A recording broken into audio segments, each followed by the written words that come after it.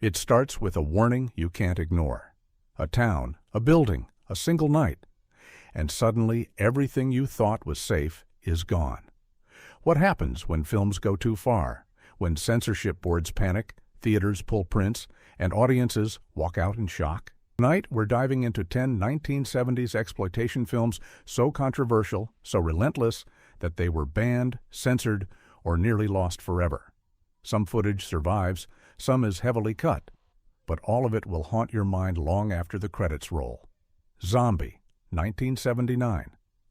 A beach turns into a nightmare, not with polished horror, but with creeping dread and unstoppable horror. Zombie wasn't just another late 70s gore film. It was a cinematic spectacle of visceral terror that pushed boundaries and alarmed censors around the world. Our Italian horror maestro Lucio Fulci layered the island setting with a sense of isolation and inevitability.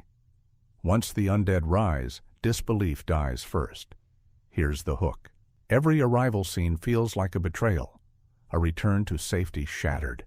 Most grindhouse audiences had never seen zombies like this before, not slow shufflers, but relentless predators with appetite and intent.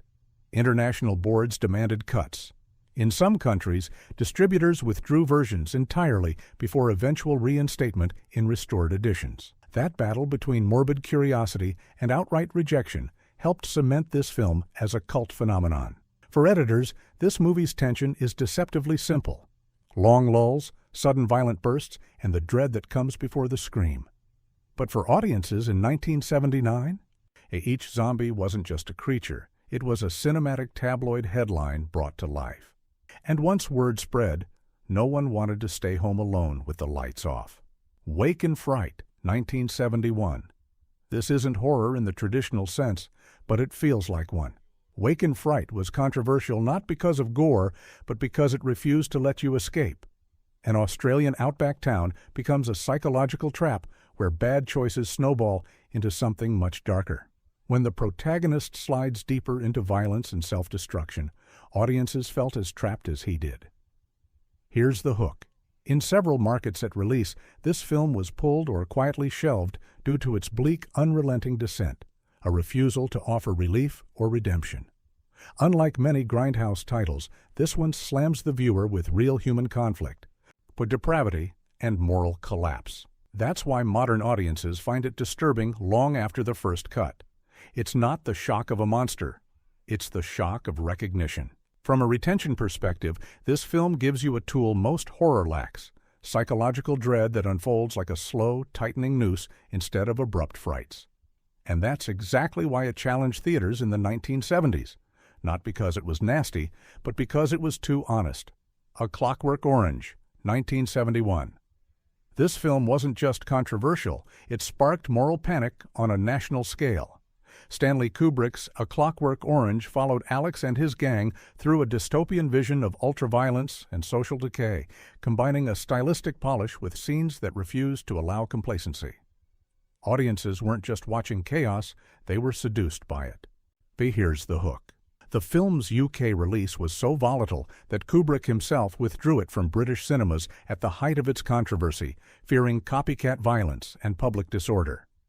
For years, the movie remained officially unavailable there, a taboo piece of cinema lore instead of just another cult title.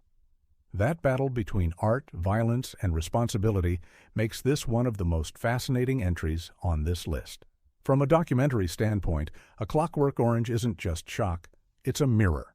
For retention, you get dual tension, visceral images, and real historical reaction. It's not just that people talked about the film, it's that it became a social conversation that lasted for years after it left theaters. Few films in exploitation or controversial cinema can claim that degree of cultural tension. On Straw Dogs, 1971. Some films don't provoke fear, they provoke moral panic. Straw Dogs wasn't banned everywhere, but it sparked violent public debate the moment audiences saw it. Sam Peckinpah's brutal look at tribal male violence, revenge, and the collapse of civility didn't gently introduce themes. It threw them at viewers. Here's the hook. Even mainstream critics were divided, with some condemning the film's violence as irresponsible, and others arguing that audiences misunderstood its purpose. But theaters didn't wait for debate to settle. Many chose to limit screenings or pull the film when community protests erupted. And unlike pure horror, this wasn't fantasy. This was people, not monsters. The tension lies in its uncompromising refusal to cushion brutality with genre tropes. And scenes linger in a way that forces reflection, and that intensity becomes emotional discomfort rather than pure shock. For audience psychology, this is gold. The viewer isn't just watching violence, they're questioning their response to it. That internal conflict keeps eyes glued to the frame even when the instinct is to look away. Few films manage that slow tension and real-world controversy. This one did, and that's why it still matters. Blood and Lace, 1971. Drive-in slasher history isn't tidy, but Blood and Lace is one of the earliest films to fuse exploitation violence with exploitation character design. Picture a secluded orphanage that isn't safe, and caregivers who are far worse than what lurks outside the walls. Here's the hook. This film didn't just shock grindhouse audiences, it dared mainstream viewers to watch something that felt both familiar and grotesquely warped. Unlike traditional horror, the tension rises from the juxtaposition of innocence and depravity, a thematic spiral that makes you feel the danger rather than just see it. At the time of release, some theaters pulled it due to complaints and its raw aesthetic. No polished horror gloss, just bleak atmosphere. For drive-in crowds, that rough execution was the point, a celebration of fear at its most immediate. From a retention standpoint, this film thrives on unreliability. You don't know who's safe, who's dangerous, or when the next twist will hit. Eaten Alive, 1976/78. Rural hospitality becomes a nightmare. Eaten Alive is a film that undercuts comfort by placing terror where no one expects it. A remote southern hotel run by a proprietor whose courtesy ends where cruelty begins. Here's the hook. When this film was first released under the title Starlight Slaughter, it immediately collided with rating boards due to its unapologetic, slow-build violence. The Chicago Film Board even tried to upgrade it to an X rating simply for its intensity, a classification usually reserved for sexual content rather than horror. That clash became part of the film's legacy. A legal challenge, free speech arguments from the distributor, and multiple title changes as it struggled to find its place in theaters. For audiences accustomed to sharp jump scares, this movie's dread was different. It simmered.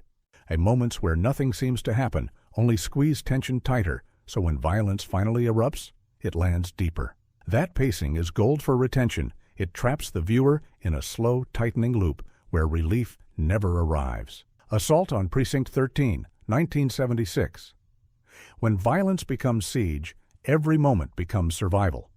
John Carpenter's Assault on Precinct 13 isn't exploitation in the cheap shock sense, but at the time of release, it elicited fear that crossed into real-world reaction. Here's the hook. It wasn't the blood that bothered audiences. It was the impending collapse of order. A police station under siege, trapped by an unseen mob, Carpenter turned minimalist tension into something almost unbearable. Long stretches of silence, sudden bursts of aggression, and the sense that no one was safe made audiences feel like participants, not observers. And that psychological intensity drew complaints and, in some cases, pulled screenings as communities worried about rising social unrest reflected on screen. For editors, this is a masterclass in pacing. Every calm is a setup, every explosion is a payoff, and nothing releases tension fully until the final shot. What makes Assault on Precinct 13 powerful isn't just the violence, it's the sense that what's coming is inevitable. The Texas Chainsaw Massacre, 1974. You don't see the worst part, but you feel it. Tobe Hooper's The Texas Chainsaw Massacre changed horror forever. Not through explicit gore, but through relentless atmosphere that made violence feel immediate and unavoidable. Here's the hook. Early screenings around the world provoked walkouts and, in some regions, outright bans. In the UK, the film sat on a banned list for years, and in Australia it was refused classification entirely at first, meaning it couldn't be shown at all. The terror here isn't in what you see, it's in what you imagine. Sound design, erratic camera work, and unpredictable pacing make every scene feel like a threat, even when nothing overtly violent is shown.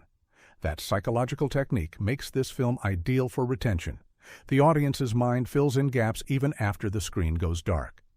And it wasn't just shock that caused theaters to pull it. It was fear of reaction. People walked out screaming or in silence gripping seats, and that real-world reaction became part of the legend. At The Last House on the Left, 1972. The first scream hits before the opening credits finish. Wes Craven's The Last House on the Left didn't just shock audiences, it assaulted their sense of morality. The story is brutal. Two teenage girls become victims of a sadistic criminal duo, and what follows is a tense, unflinching tale of revenge. The film's raw cinematography, grainy textures, and unpolished performances made the violence feel painfully real, which was exactly the point. Here's the hook. At release, theaters across the United States and Europe were confronted with protests, walkouts, and moral outrage. Some regions banned it outright. Others demanded heavy cuts before allowing screenings. Yet, paradoxically, on the controversy-fueled word of mouth, audiences who wouldn't normally watch exploitation horror were drawn to see the film for themselves. Retention thrives on tension, and this movie delivers in spades. Every scene keeps viewers uncertain. When will violence erupt? Who can be trusted? The unpredictability, combined with a relentless pace, traps viewers in a cycle of fear and anticipation. Even decades later, surviving footage from restored editions, trailers, and interviews shows why this movie terrified and fascinated audiences simultaneously. Faces of Death, 1978. It doesn't open with music, it opens with the unthinkable. Faces of Death claimed to show real death, and for many viewers in 1978, it felt exactly like that. The film blended documentary-style footage, staged reenactments, and shocking real events, on creating a psychological storm that audiences weren't prepared to face. People walked into theaters expecting sensational horror, but what they got was a confrontation with mortality itself. Here's the hook. The controversy was immediate and global. Censors in Japan, Australia, and parts of Europe banned the film outright. Some U.S. states refused to carry it in theaters, labeling it morally repugnant. And yet, word of mouth spread like wildfire. Everyone wanted to see what they were not supposed to see. What makes this film compelling for retention isn't just its content, it's the uncertainty. Viewers constantly question, is this real or staged? That ambiguity keeps the eyes locked on the screen, heart racing, because the human mind craves answers it may never get. The 10 movies you've just seen weren't just shocking. They provoked outrage, forced censorship, and sometimes disappeared entirely. Some footage survives, some was buried. All of it is a reminder that cinema can be dangerous, provocative, and unforgettable. On the question lingers, how many more controversial films were lost to fear, morality boards, or public panic? And when a movie pushes boundaries like that, you never forget it.